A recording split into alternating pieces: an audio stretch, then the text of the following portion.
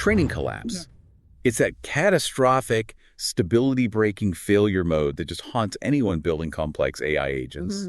And it's especially bad when you're using something called Group Relative Policy Optimization, or GRPO, in frameworks like Search-R1, where an LLM is using tools.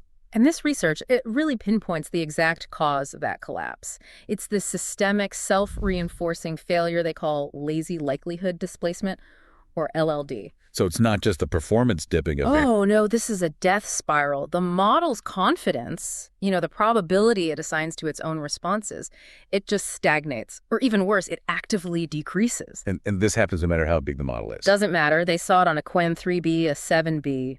It's fundamental to the process. But the big breakthrough here is they actually found a pretty surgical solution. They did? They introduced LLDS, or Lazy Likelihood Displacement Suppression. Yeah. It's a lightweight regularization method that just completely stabilizes the training. It just stops that collapse you see at the baselines. And the results really prove it works. LLDS gives these massive gains on question-answering benchmarks. We're talking relative improvements of up to plus 37.8% on Quen 2.53B models, Wow. and plus 32.0% on the bigger 7B version. The takeaway is crystal clear. If you're building tool-integrated RL at scale, you absolutely have to control the policy likelihood. Okay, so let's unpack that a bit. We're talking about tool-integrated reinforcement learning, or TRL. Right. This is really the cutting edge, where LLMs aren't just spitting out text, they're acting as agents, using tools like search engines, code interpreters. Or specialized knowledge bases, yeah. Systems like Search-R1 or Retool are all built on this idea. It's all about multi-step decision-making. And to get a model to master that kind of complex process, reinforcement learning is really the way to go. It's pretty much the necessary path. And GRPO, Group Relative Policy Optimization, has historically been a really attractive algorithm for this. Why GRPO, though? I mean, why not something like PPO, which is sort of the industry standard? Well, GRPO is appealing because it's what's called a value-free formulation. You don't need to estimate a separate value function. So it's simpler. Much simpler to implement in some of these LLM setups.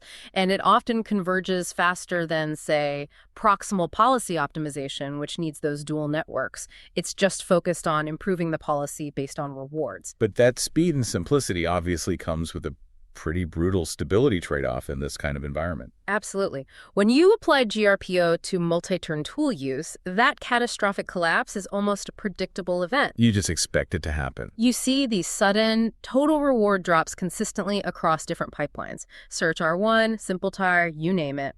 The problem is that the feedback from the tool creates this long, entangled chain of dependencies. I see. So past work saw these crashes happening. Oh, yeah, they saw them. But the precise mechanism, what was actually driving the system to fail, that remained a mystery. And so these researchers set out to really characterize the collapse. They used Quen 2.5 models, both 3 billion and 7 billion parameter versions, and tested them on search-based Q&A datasets.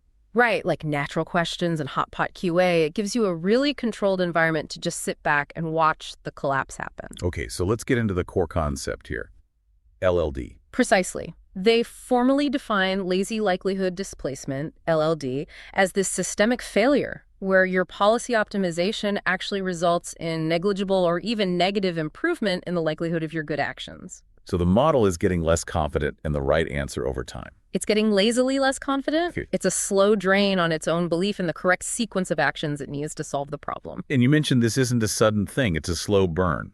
The paper identifies this really consistent three-phase failure trajectory. That's right. And for any ML engineer out there, this is crucial to monitor. Phase I is what they call early stagnation. Yeah, so even as the reward signal starts to tick up a tiny bit, the model is getting better outcomes. The likelihood of those successful responses just stays flat. That's LLD just starting to emerge. The model is doing better, but doesn't believe in itself yet. It hasn't learned to be confident in its new, better behavior. And that stagnation, it very quickly leads into the real danger zone, which is phase 2. Okay, what happens? Phase 2 is steady decay. For a long time in their tests, it was something like steps 60 to 120. The likelihood just shows the slow, consistent downward drift. That sounds bad. It's the silent killer phase. Because your gradient norm, the thing you'd normally watch for instability, it might look perfectly fine. But LLD is just quietly building up in the background. If you only watch the reward, you completely miss it. And only after all that uncertainty has built up do you finally hit phase 3. Phase 3, the acceleration. After that slow decay, around step 120 in their experiments, the likelihood just falls off a cliff. And that's when the gradient explosion happens. The magnitude just surges, completely destabilizes the policy, and boom, catastrophic failure. So the big insight is that this likelihood degradation starts way, way before the reward actually drops. Exactly. Monitoring the policy's confidence, its likelihood, is really the only way you can catch LLD early. That makes a lot of sense. The system is basically broken long before you see any symptoms. So why is it self-reinforcing? What makes it a death spiral and not just a normal training crash? It's a feedback loop, a really unstable one. The paper describes it formally. LLD at time to acceleration leads to what they call KELO. Low confidence prediction. Right, increasingly diffuse low confidence predictions. And then those low confidence responses accelerate the decay even more, which leads to more LLD at time plus $1. So it feeds on itself. It's because the low confidence incorrect responses generate these disproportionately large negative gradients. It's like the policy is just overreacting to very minor failures. It sounds like it's interpreting its own uncertainty as a huge mistake and then punishing itself so hard it becomes even more uncertain. That is a perfect way to put it. Okay, so let's talk about the fuel for this spiral. The paper points to two core theoretical factors that make these negative gradients just dominate everything. Right, so the first one has to do with how the gradients are scaled. They call it the low likelihood of incorrect responses. Which sounds counterintuitive. It really is. When an incorrect response has a super low probability, the prediction error weight it produces is actually much larger. You'd think the model would just ignore tokens it barely predicts. But in GRPO, these low probability errors get magnified. So the model is making mountain ranges out of molehills if it just sort of whispers the wrong answer. Exactly. And the second factor is what makes this whole tool integrated setting so uniquely vulnerable: embedding similarity. What do you mean by that? In these multi-turn systems, your initial moves, like typing a search query, are often correct. But what if that same correct search query is part of both a high-reward correct path and a low-reward incorrect path? Because the model is trying to optimize for one single reward that applies to both trajectories. Correct. So when the optimization process hits that low-reward trajectory, the huge negative gradient gets applied to the entire shared beginning the prefix. It pushes the policy away from what was actually a good starting move. It poisons the well. It makes the model unconfident in its good initial actions just because the later actions failed. And you can see this poisoning effect so clearly in the data. They did this per sample degradation analysis. Right, in figure 3. Yeah. Early on, say at iteration 50, LLD is pretty mild. But by iteration 140, right before the big collapse, you see these orange bars representing samples with big drops in log likelihood. They're suddenly long and numerous. It's confirmation that these extreme low likelihoods are amplifying the negative gradients. And the entropy explosion figures, that's the final nail in the coffin, isn't it? It really is. The mean token entropy, which is just a measure of the model's uncertainty, it just shoots up right before the collapse. The policy distribution is spreading its bets too thin. It's becoming diffuse. And they checked that this wasn't just because the model was generating longer responses or something. They did. Response length and the number of valid search calls stayed stable. So this entropy rise is a direct internal policy decay. It's LLD manifesting as crippling uncertainty. So if this is an internal policy problem, why is tool-integrated GRPO so much worse? Why does it amplify it? It comes back to that structural similarity and the single scalar reward. Their analysis found that in this tool use setting, correct actions very often appear as the beginning of an otherwise incorrect response. How often? Get this. By step 140, they found that roughly 60% of incorrect responses actually begin with a correct search query. Wait, that's incredibly counterintuitive. You're penalizing the model's best, most stable opening move just because the ending was wrong. That's the reward token misalignment in action. The single negative reward for a bad final answer retroactively punishes the perfectly good initial search. And there's data on that specific mechanism. There is. They saw that the likelihood of the first action, search query, declined way faster than the second action. It actually drops below the second action's likelihood around step 110.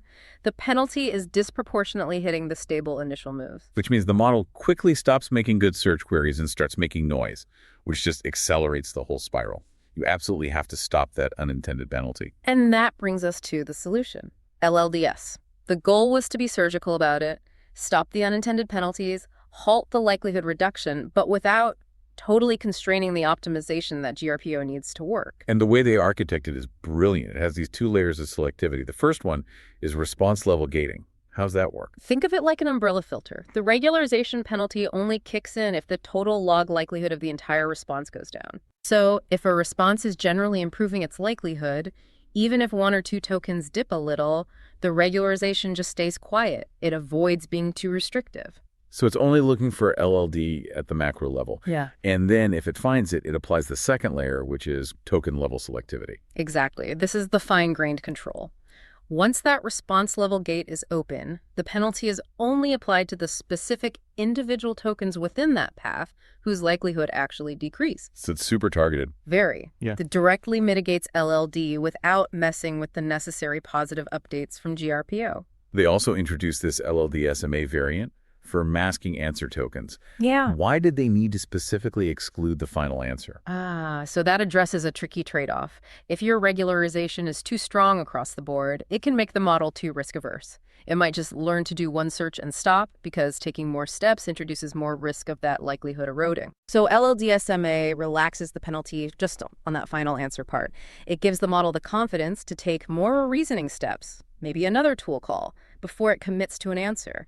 It encourages that deeper multi-step exploration. Okay, let's get to the results, because the training stability charts are, they're just so compelling. Figure 6 shows this chaos versus calm. The blue curves tell the whole story, don't they? Baseline GRPO just fails. It collapses consistently across every single test, case 3B, 7B, base, instruct models, all within the first 300 steps. So the problem is just fundamental to using GRPO here. It's inherent. And then you see the red curves, which have LLDS integrated. They just maintain this steady, high-reward trajectory in all four scenarios. It's not a partial fix. It's a complete bypass of the death spiral. And the performance numbers are huge. Phenomenal, especially for what it means for agent capabilities. On the 3B base model, the regular GRPO baseline scored 0.312. With LLDSMA, that jumps to 0.430. That's a 37.8% relative improvement. That's massive. And a 32.0% gain on the 7B model. It's not just more stable, it's just plain better. And you could see that it's unlocking better multi-step reasoning. Absolutely. It wasn't just stable, it was getting better scores on complex tasks. It hit the best performance on a bunch of multi-hop QA benchmarks for the 7B instruct model. It just proves that policy stability is a prerequisite for doing sophisticated reasoning. I think the ablation study on LLDSMA really highlights this best. Before the fix, the 3B base model was basically stuck. It showed a multi-turn capability stagnant at exactly one valid search per question. It couldn't risk taking a second step. That's that risk aversion you were talking about. It's extreme risk aversion caused by LLD. Yeah. But by relaxing the penalty on just the final answer tokens with LLD-SMA, they unlocked the model's hidden potential. That version drove the average number of searches to well above 2.0 per question. Wow. It proves that by controlling these likelihood dynamics, they didn't just stop the collapse. They actually let this more complex multi-step behavior emerge that was being suppressed by the unstable training environment. This is so valuable. These are actionable steps for anyone building LLM agents. Let's try to summarize the practical guidelines for someone trying to stabilize GRPO. What are the big takeaways? Okay, 3 big ones. First, you have to recognize that this tool integrated setting, TIRL, is uniquely vulnerable. Right. Tool calls bring in weird out-of-distribution tokens from search results, and you have that high prefix similarity. It creates this profound reward token misalignment that GRPO is just extremely sensitive to. So second point. Yeah. Change how you monitor your training right now. Immediately. Yeah. Stop looking at reward alone. LLD is a silent killer. The instability, the likelihood decay, the rising entropy, it's there long before you see a crash or a gradient explosion. You need to be watching the full likelihood dynamic. And third, the fix is general and practical. Using targeted regularization to control likelihood like LLDS is a highly effective, robust, and scalable way to stabilize training. It works across different model sizes and types. It's a reliable path forward. So what does this all mean for the future of how we build LLM agents? Now that we've identified LLD as this fundamental bottleneck in policy optimization, what's the big question this raises? Well, the success of LLDS shows we can stabilize GRPO, but the fact that we even have to rely on a complex regularizer like this, it really highlights the core weakness of using a single scalar reward in these complex agent environments. Go on. Think about it. Future agents will be doing really complex multi-step planning using external, unpredictable APIs. And that single reward number has to somehow apply to hundreds of different varied tokens all at once. The difficulty of aligning that reward perfectly is just immense. So this raises a really fundamental question for the whole community. Should we abandon the scalar reward signal for policy optimization entirely? Maybe move to purely token level or action level signals to prevent LLD at its source? Or is the simplicity and speed of GRPO just worth the engineering effort of building robust regularizers like LLDS? The answer to that question is really going to determine how fast and how reliably our next generation of complex AI agents can actually scale.